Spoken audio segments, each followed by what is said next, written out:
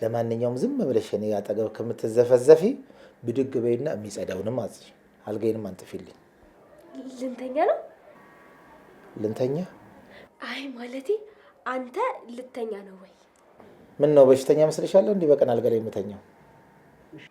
እሺ በቃ